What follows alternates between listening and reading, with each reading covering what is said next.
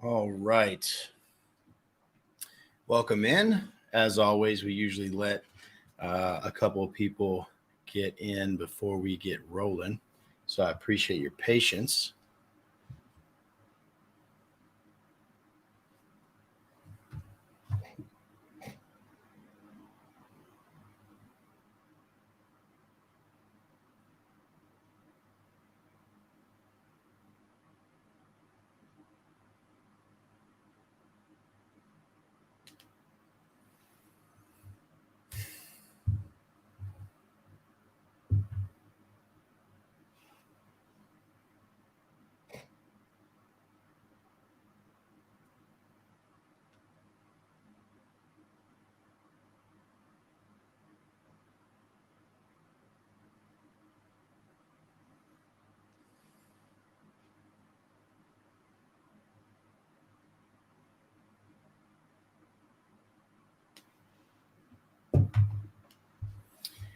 All right, we are live. Thank you for joining us for CP Live. I really appreciate you being here. We do this every Wednesday night at 9:30 Eastern.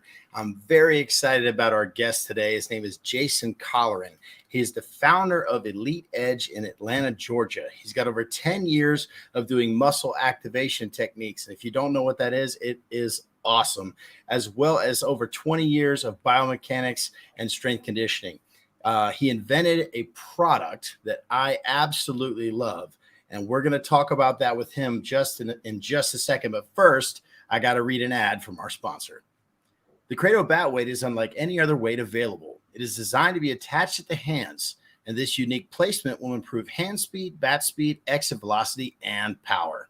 Best of all, you get all these benefits while working with your own bat. Do any drill you normally do with your own bat with the Credo Bat Weight, even live BP. Credo weights range from 10 to 40 ounces, so no matter how big or small your hitter is, the Credo Bat Weight has the right size to make your swing great. Visit credosports.com and use code CPLive for 15% off your order. Credo Bat Weight at credosports.com. Unleash your power. Now I'm going to bring Jason in. Jason, I'm super excited to have you here. I really appreciate it. Thanks so much. Yeah, thanks for having me. So I mentioned your product earlier, but before we get into the Kinetic Arm and how awesome I think it is, I want you to talk a little bit about your baseball journey and how your athletic career kind of led you to do what you do now.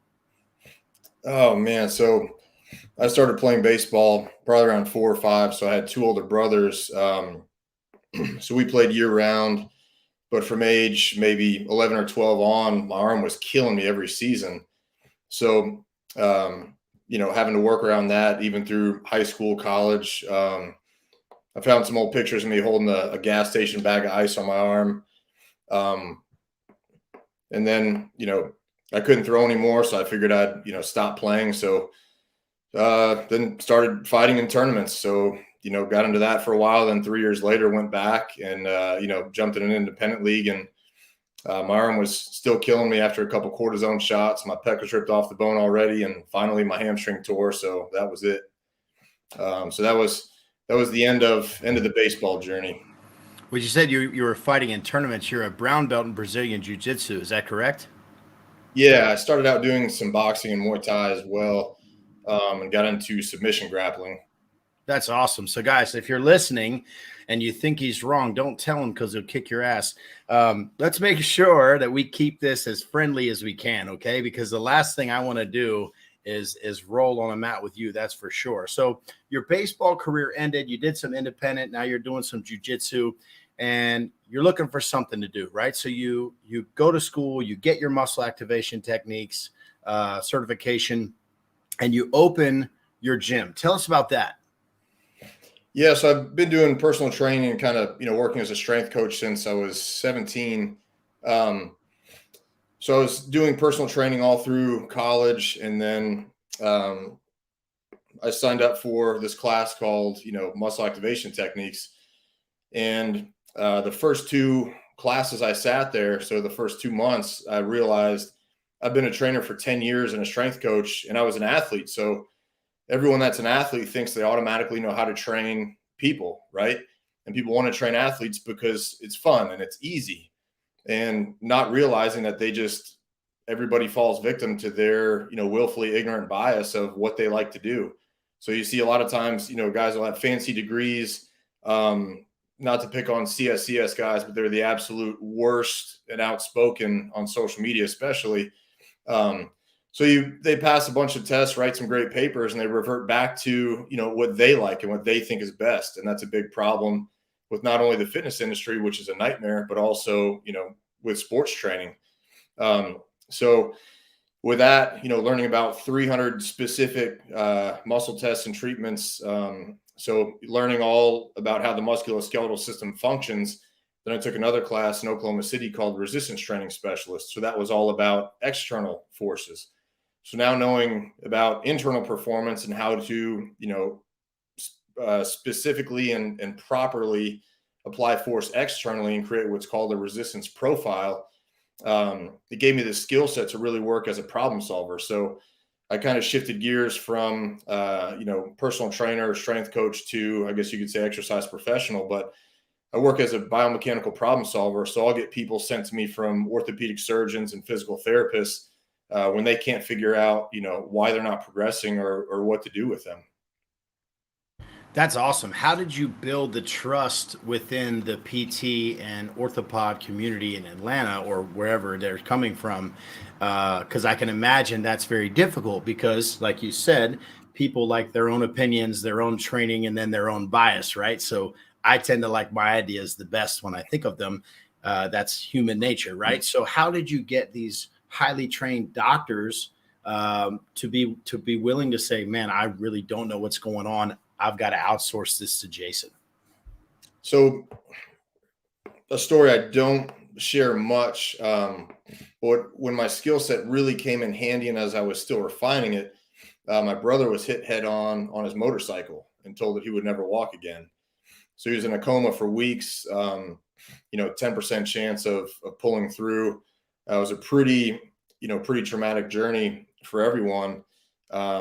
And then the doctor said there's no way he would walk again because, pretty much everything from the waist down in the spine was broken. So I got someone who, when we would get on the table and try to do a positional muscle test, there wasn't even a flicker, right? So I got to learn, even before what people would consider square one, with motor learning or actually strategic, what we call micro progressions.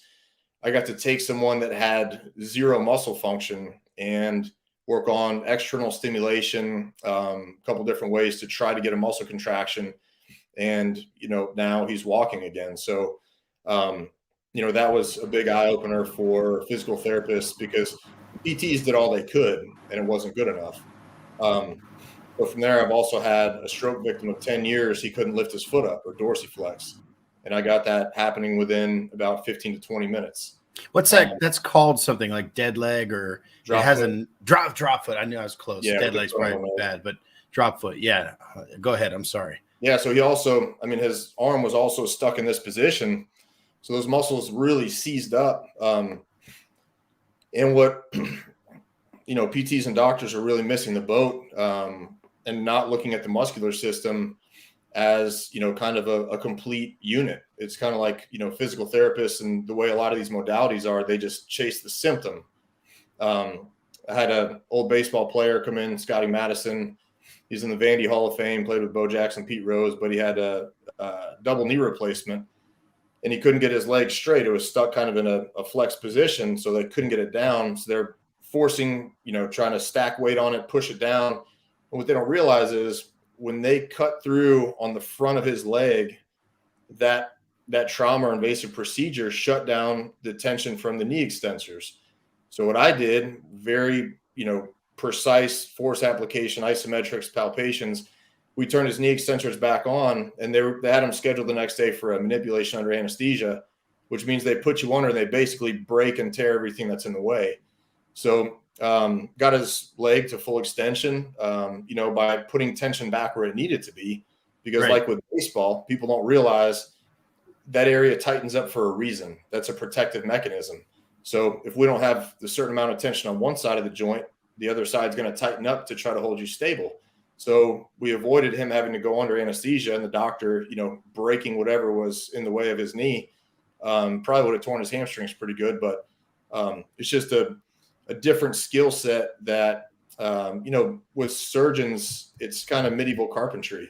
They don't learn really how the muscular system functions, just kind of, and I had my pec ripped off for 2 years. So I've been through that. I've had to go to Germany for major reconstructive surgery. So I've got a good idea of, surgical outcomes and how the recovery should go. Same thing with physical therapists. I've had several people, traumatic brain injuries, special conditions, and the specialists are maxed out. They send them over to my place and we problem solve. So you can imagine how entertaining it is seeing people argue on social media about how to train a well-bodied, able athlete to run, throw, or hit. Yeah, and you walked into that water, so I'll ask you about it. You don't have Twitter, which bums me out every single day.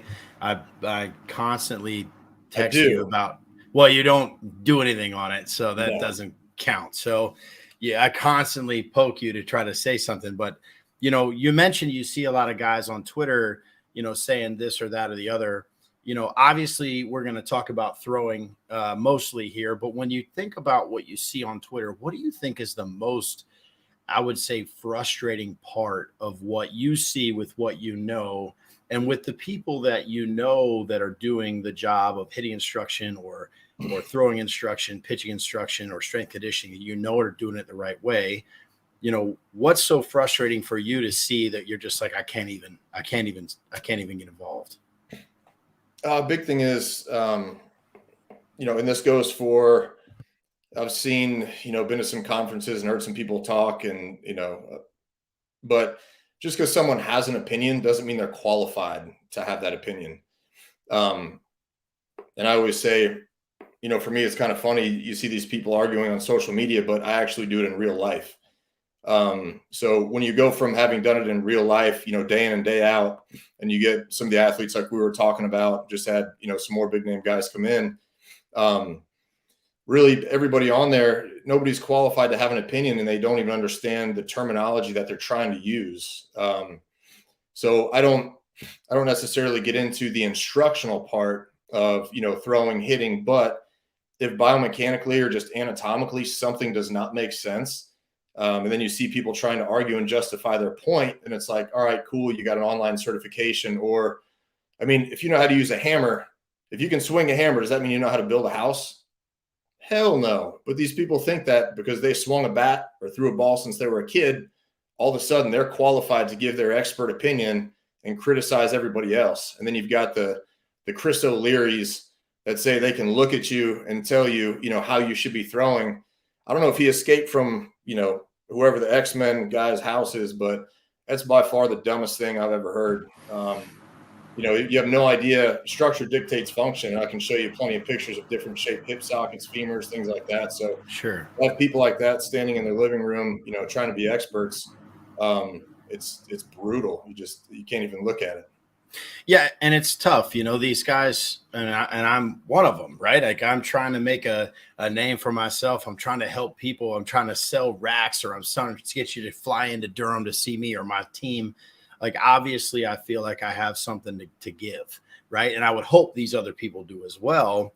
It definitely gives us a bad name when we see certain people doing certain things, especially on the hitting side right now. It's getting pretty wild out there, but I'll leave that in the past. That's no big deal. I can tell you this. The one thing I do know is I've been doing this for 15 years. And although I am a hitting guy, I still know a good product when I see it on the throwing side. And your product, the Kinetic Arm, is like nothing I've ever seen. It's like an external support system for your UCL. Tell us about how you came up with that, how it works, why it works, who's using it. Go. Oh man. So just, I was kind of done with baseball. Coaches ruined it for me. And then, having the skill set that I developed and refined, and again, day in and day out, it's time in the lab solving problems. And I was walking through the airport and I saw the Bleacher Report article that said the sleeve that could save baseball. And it was about the motor sensor. And I'm a huge skeptic. I thought, no, it's an arm pedometer. There's no way. Lo and behold, that's what I used to, do some testing with it. But I thought, as soon as I read that, I thought, okay, it must be some type of external assistance, but it wasn't. So then I thought, all right, we've got two joints that we have to address. In our lower body, we have a muscle called the sartorius. So it attaches at that front hip bone that kind of, sits behind your belt and it wraps around medially to the top of your tibia on that inside, just below the knee. So when your femur is up and your knee is up bent, it can externally rotate it. So it'll take it and rotate it externally. So what I thought of was, okay, if I mirror that and essentially give a 2-joint muscle for our upper body, because really we just have these forearm flexors crossing over where the UCL is. So, there's some good studies showing how as the forearm flexors tire, the UCL stress goes up. So just looking at musculoskeletal mechanics and mechanical engineering, I was able to develop an external muscular system, and the lines of force are pretty much spot on to your natural muscular attachments. So we're not changing the way anything functions. We're just reinforcing it at end range. So we can offload stress and prevent, like a slap labrum tear. We can offload stress from the labrum, but it's also like an external rotator cuff. And then also, as far as the UCL, we have a new muscle that kind of goes from the back side of the arm. Let's see where this camera is. Back side of the arm up the front side. So when you have it on, it crosses right over where that UCL is, but it goes, halfway up that lever. So just basic musculoskeletal mechanics and mechanical engineering. That's how we can offload stress. So it's adjustable, works with any arm slot. So we've had some awesome success with it over the years. Well, I can tell you this. So, I put it on and, I've been throwing BP for years. So it's not like I'm crow hopping and letting it rip very often. But if you throw enough balls in a day, you're going to have some obvious soreness in the front of your arm, in the back of your arm, and your flexor pronator mass or your UCL area, that kind of deal, which is, here. Okay. So I put it on and I threw with it and I was like, man, I don't even feel anything in my elbow right now. Like I don't feel any pressure. I don't feel any tension. And it kind of weirded me out a little bit, to be honest. So I had one of my guys, Ryan, who has the most pain of all of our former throwers, and all of us have pain. So he put it on and we were chirping at each other about something. So earlier in the day, he had tried to throw as hard as he could, which is about as smart as this microphone I'm talking into. And he threw 74 miles an hour. Okay. Which is fine. Right. He puts on the kinetic arm. And at first he's like, he's trying to feel it out and he can't quite. He's like, I feel constricted a little bit. That's what he said. And I said, well, you got to throw harder. He's like, okay, fine. So he starts letting it rip. 82 he got up to after he threw earlier and was in pain. And he was like, this thing's unbelievable. I don't feel anything. And I was like, man, this is, I understand that's a sample size of 2. But we're also a sample size of people who know what it feels like to hurt, who know what throwing mechanics look like and how it should feel. And we also know what a radar gun says. And up 8 miles an hour with no pain is way better than 74 with pain.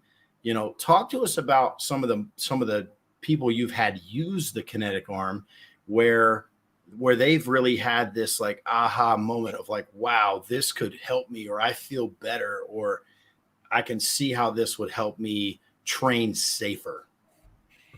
So we've had,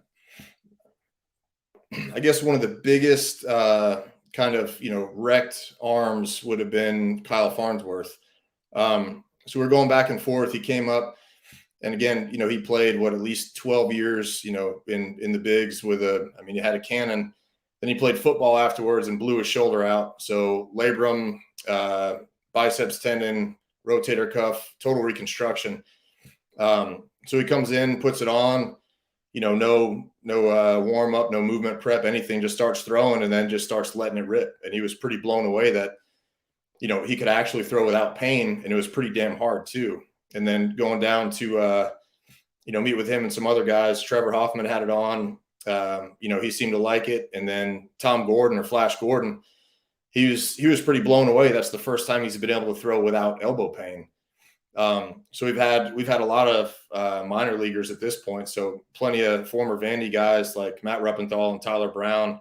They said their arms were feeling fresh. They were in high A and they got pulled up to double A. But they said, they were not hurting at all. They weren't getting the soreness. Just had Garrett Whitlock in from the Red Sox, and he's got a pretty long arm action. So if you can make it work for a guy that's, 6'5", 200, that's reaching, almost down to South America and then coming over the top, and I think he said he's able to get up to 99. So it's with really all arm slots. We've had a couple major leaguers order it through the website too. So that's pretty cool to see, their name. But even now we're making a big impact in Japan in their professional baseball. So their 19-year-old, game one starter for their World Series over there.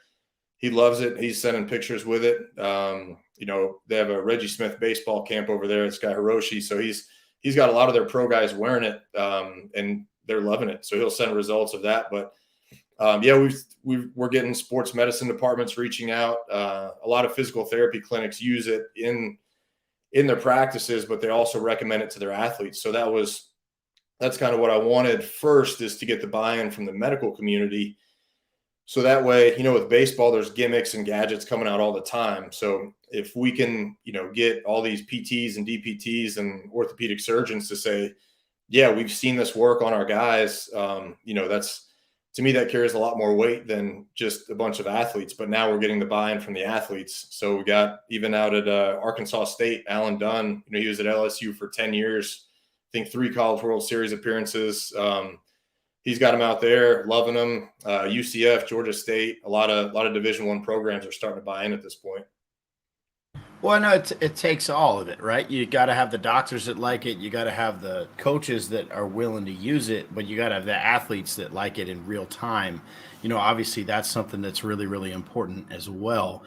For me, I'm constantly looking for training tools in my facility that make sense, that follow. Usually I'm talking about rotation. So follow the rules of rotation that I talk about. What you talk about is like movement that makes sense, right? We're not looking to reinvent the wheel here. We're looking to use what we know works from like how humans move, healthy humans move. And in your case, somewhat injured humans, but they need to become healthy again. And we need to be able to reinforce that movement. And the kinetic arm does that. And it does it immediately. And it does it from the very first throw. And that's the thing that really kind of shocked me because, obviously I've sent you the rack and you've sent me the kinetic arm, and we both have kind of traded some feedback on those two products. But, it's fascinating to see guys use it and they get it because they just are like, yeah, my arm doesn't hurt. And that's kind of the end of it. And then they just like it, because we're so tired of being in pain.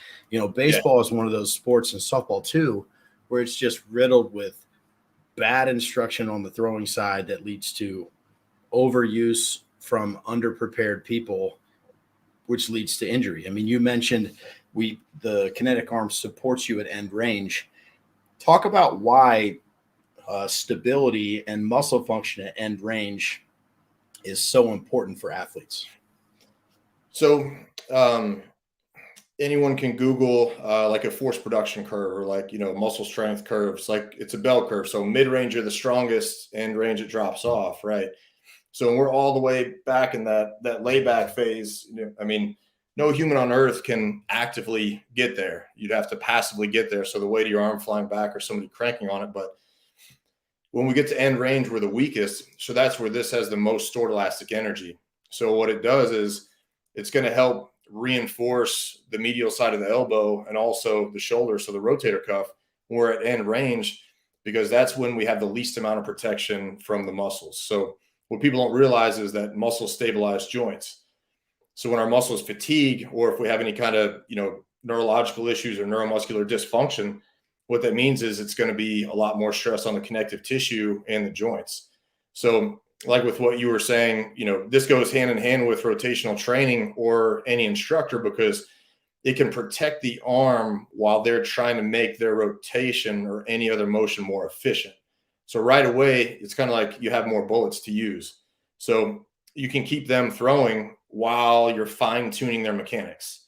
So that's a big benefit of it as well. It's a massive benefit, and I constantly am one of the the I guess more muscle function interested I guess hitting instructors. I just don't go off the deep end and try to talk in words that no one understands. I want to bring people into the treehouse, right? And I don't want to make it exclusive. So we got little kids trying to understand why they need to work on their rack turn from the other side. I'm just using that example so they can decelerate better. The faster you decelerate, the faster your body will let you accelerate. This is just things we know. So when you talk about how when you're at this maximum layback position, okay, these muscles are very stretched out. These are very stretched out, and they're at risk right then. And that's when the kinetic arm kind of jumps into action and takes that stress off.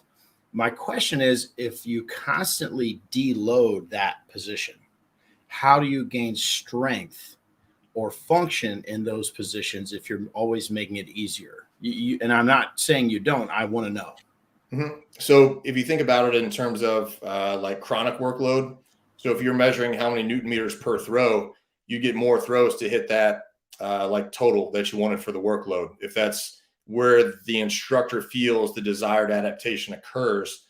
But if we think about like strength training, we don't need to use 100% of 100% effort or 100% of our max load to get that hypertrophy or to get that physiological adaptation. So when you're back there, you still have that stress. It's just not as much. So we've seen that we could offload it, up to 30%. But I made a multi-axial theoretical model, which fancy way of saying it's a mannequin with an arm that goes back. So got a funny video we just made because people will say, well, if will you build a dependence? So I put a ball in its arm and it doesn't go anywhere. So it's not throwing it for you. So you still have to generate a great deal of force, to throw that ball. But that's another thing too. And I love that you brought that up because that's a frequently asked question. People say, well, if I wear it all the time, no, don't wear it all the time unless you're an instructor or a parent or a coach. We had a coach say he threw BP for 3 hours and he wasn't sore at all. But if you're an athlete, you can get more of, we'll just call it PAP or, prepping the muscles. So you can better get the muscles ready for throwing by putting that on and offloading some stress, kind of like building up to a lift, versus stretching everything out, which we've got plenty of studies showing that stretching actually decreases your force output. So it's just going to make you weaker and potentially cause impingement. So there's a lot of potential applications. You can use it for just your recovery days. I'd recommend it for all of the weighted ball throwing because then you're not going to get any of the negative effects, but you still get, the benefits from it. And that's a tough thing as an instructor or coach. You don't get an MRI of all your athletes, UCLs or any other connective tissue or x-rays of joints. So just kind of like an insurance policy for the arm. So some guys will extend their bullpen sessions and maybe take it off for the last, 10 or 15 throws, or for their long toss, they're going out 90, 120, 150. Then as they work back in, they'll take it off at 90 and just really cut loose. And just like you were saying, the feedback was where, your instructor didn't have any pain. These guys will say that it feels more effortless when they take it off and they're cutting loose. So sometimes we do see a little jump in velo, when they take it off and start to throw. So you said something that I think a lot of people need to really hear. So talk about, and we know this at Baseball Rebellion, but if I went to a travel ball tournament or I go to my son's Little League game, they all line up in the outfield, count to 10, count to 10, count to 10, count to 10, talk about how pre-throwing stretching is actually counterproductive for helping your shoulder, triceps, biceps, elbows stay healthy. So we'll step outside of that and just put it into perspective. So there was a study done at Louisiana Tech, and it was with sprinters. So there were 4 control groups. 3 of those control groups did some type of stretching, whether it was just one leg or both.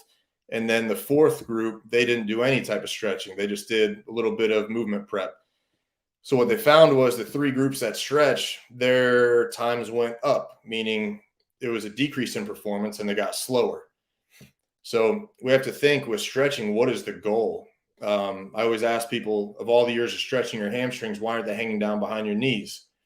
Well, first, because muscles don't stretch. The fiber arrangement can change, kind of like a Chinese finger trap, allowing for them to elongate. So that's, we have the eccentric and concentric, but when you're stretching and forcing that muscle to end range, you got to remember muscles tighten up for a reason. So if you get cut, your blood coagulates and forms a scab. It's a protective mechanism. If your temperature starts to go up, you perspire to regulate your temperature because that's a protective mechanism. So while you're sleeping, your body's not playing a joke on you saying, I'm going to tighten up that muscle, or I got a knot, okay, untie it. But these are protective mechanisms. So you have to step back and think, why is that tight? That's the first thing. And then the second thing is structure dictates function. So I see this a lot. with, the seated 90-90 stretch. I've had a lot of, torn hip labrums come in because their coaches think all of a sudden they need all this internal rotation at their hip and they don't understand the structure of it. Well, it's the same thing with the shoulder. I had arm pain from, trying to wash my back, I guess, because I'm turning into a meathead. But I realized when I stopped doing that, wow, my shoulder pain went away. I had an female athlete come in. She had bad hip pain. And I said, hey, Stacy, why don't you stop stretching your hips for a couple of days? Sure enough, her hip pain went away. So we have to stop and think, if we're shutting down these forearm muscles that are that first line of defense over that UCL and the medial elbow, we're taking away from the body's ability to protect that joint. Because as the arm goes back, the forearm goes back and the humerus torques forward, we get that distraction force. Or we talk, valgus varus. But and then with the shoulder as well, why do we need to go back here? And then if you look at a skeleton, you'll see the top of this bone, the head of the humerus, just smashing into that acromion. So you're basically causing impingement. So I think that's why we see a lot of scapular depression, because guys are just cranking on everything. And, we'll see the scapula kind of migrate to wherever it has tension to attempt to hold it stable. So really, I'd love to see on, it doesn't even have to be motion capture. We could just use a radar gun and slow-mo, but have somebody just stretch the life out of their shoulder and their arm. And then right after that, throw 100% as hard as they can. It makes no sense. And the reason that you're trying to throw lightly is to put that muscle tension back into the muscular system to do its job, so you can perform that dynamic and explosive motion and have the muscles protect you and keep you safe and do what they're supposed to do. We'll talk a little bit about, that's great information. So I hope everybody listens to it, because even at the youngest ages, this can be very, very impactful. Years of not stretching is probably a good thing in certain situations, instead of, well, we survived and we stretched anyway. But what I was going to say was how does that affect like rolling out knots or foam rollers or Graston technique or cupping or any of these other modalities that these athletes like love and swear by? Obviously if you have to do something to be able to play, that's one thing. But if you just like it, that may not be exactly what you need. Talk a little bit about that. So Graston, Rolfing, ART, things like that. I'll send you a good study to post, but do we go into fascia yet? Well, listen, fascia, really quick, just really, really quick. How much force does it require for fascia to like handle load or actually stretch or be impactful? So I've got some great research papers, but you can just Google how strong are the collagen fibers, or the tensile strength of the collagen fibers that make up fascia. It's a 2,000-pound tensile strength. So I actually have a research paper done with a 3D mathematical model, and it's over 2,000 pounds that they did on, like people say your IT band is tight. No, it's not physically possible. If it doesn't have those contractile capabilities, if it can't contract like that, it can't lengthen. I'm not saying there's not nerve innervation. You don't get biofeedback and biotensegrity. That's another one people just run away with. But you would need over 2,000 pounds of force to get even a 1% change in length, which hasn't been done. And by the way, a 1% change in length of a ligament, you know what that's called? It's a grade 1 strain. That's an injury. So why don't you go roll your ankle before you want to perform? Because it's an injury.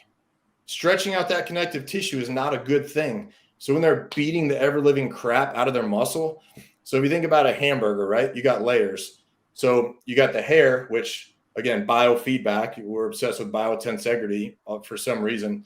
Then you have the skin, which is also getting smashed. You get feedback there. Then, okay, you got some superficial fascia. Then you have muscle.